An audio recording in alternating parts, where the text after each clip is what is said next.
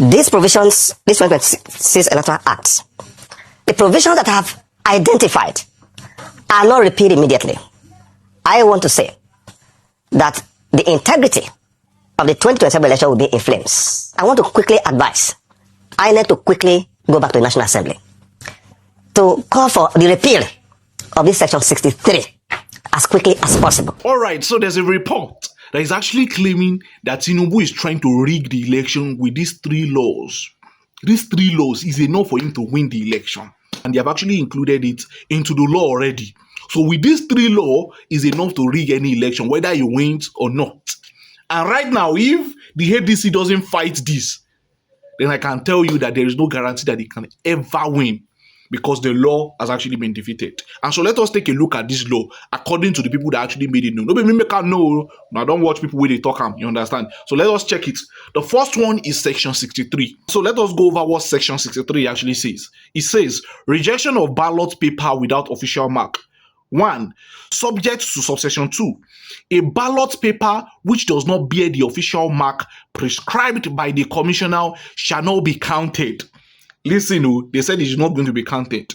Then 2, where the returning officer is satisfied that a ballot paper which does not bear the official mark was not from the book of the ballot paper which was furnished to the presiding officer of the polling unit in which the vote was cast for use at the election in question, he or she shall, notwithstanding the absence of the official mark, count the ballot paper. I don't know if you understand what you're saying. So this is what they are trying to say, that they in the law introduce subjective judgment. That if the officer is satisfied, if you go over it again, it says if the officer is satisfied. And so what are we talking about when we say an officer is satisfied? Instead of them to do the right thing, you are saying if the officer is satisfied with another kind of ballot that is not part of the normal ballot, he can add it to it. And so if that person is satisfied, he can actually just pack everything to it. And now there is no standard for the word satisfied. And this could actually allow fake ballots to be added, extra votes to be smuggled in. And as reported, critics are arguing that this could let officials accept ballots without security features, which in turn open door to manipulation. And so their intended legal logic to this is that sometimes genuine ballots may be damaged or misprinted. And this clause prevents valid votes from being wrongly rejected. And so the real intention is that this gives too much power to the officials for abuse. So let's imagine that they buy the officials now. The officials can just determine that, you see, this one is part of it, it's part of it, it's part of it. Whereas it was not part of the original document in the first place. So they can actually sneak in more ballots in. They can even bring in more votes and more ballots. You see that this is a very big problem. And this is just the first one. This is just the first one. The second one is the section 137. Persons entitled to present election petition. Where the petitioner complains of the conduct of an electoral officer, a presiding or returning officer, it shall not be necessary to join such officers or person, notwithstanding the nature of the complaint, and the commission shall in this stance be made a respondent and deemed to be defending the petition for itself and on behalf of its officers or such other person. And so according to the simple version, they are making it known that if you are challenging an election, you do not need to include any individual officers like presiding officers. So if the presiding officers does anything wrong, probably they try to cheat their way in, probably they try to do anything wrong, nobody can hold them accountable, because it is INEC that will not say they want to stand for somebody that did something wrong. Do you understand that? And so instead, INEC will represent them. Tinubu has entered. This is crazy. And so why are people worried? If officers commit wrongdoing, they are not personally held accountable in court. INEC defend everything collectively. So they will just pack all your defend everything.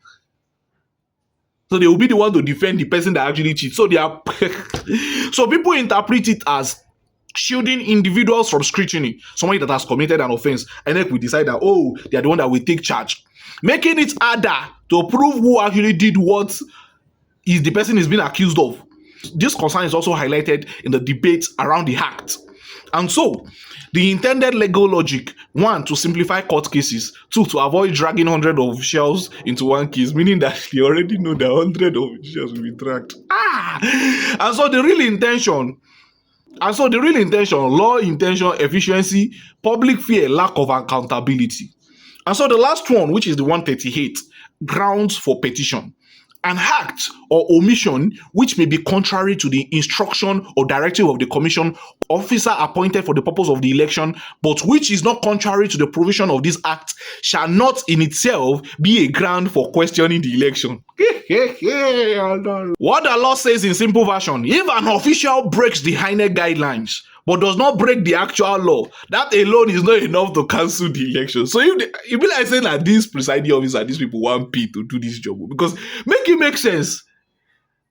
So if the presiding officers break any law, it's not enough to cancel the election. Why are people worried?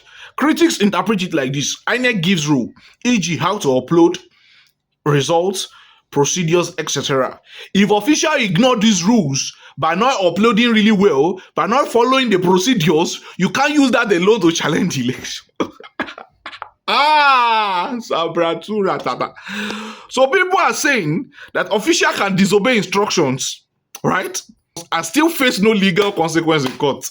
This is why critics are now arguing that it weakens accountability and the intended legal logic. Not every mistake should cancel in an election. This country is a joke. Then another one says courts should focus on serious legal violations, not minor procedural issues. So it's not considered a minor procedural issue. And so the real intention to prevent frivolous lawsuits and public fear, it creates a loophole for ignoring rules. And so across all these three sections, the pattern people are seeing is this. Section 63, fake ballots can be accepted.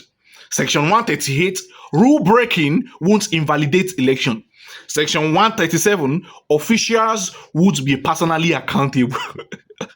And so in conclusion, the critics are actually making it known that you can manipulate ballots, ignore guidelines, and nobody is individually responsible. That's what they are telling us in short. They are telling us that you can manipulate the ballot paper. You can also ignore guidelines, and nobody will be... You see the reason why they are saying they are won like this? So your vote doesn't actually need to count. They just need to falsify results, then come out and tell you that you can manipulate ballots, ignore guidelines, and nobody is individually responsible. And so at the end of the day, the law has been used to enable rigging by Tinubu. And this is not me talking, this is what many people are already saying. You understand? I'm just saying what they are saying. You understand? So what do you actually think about these three rules? Is this rule enough for Tinubu to be called the winner in the 2027 election? Because I don't know why these three something should exist in the first place, but it has existed and nobody is talking about it. So let's just hope that it will not be the case. But it is Tinubu. Anyway, let me know what you think in the comment section. Do well to do, because we are finished.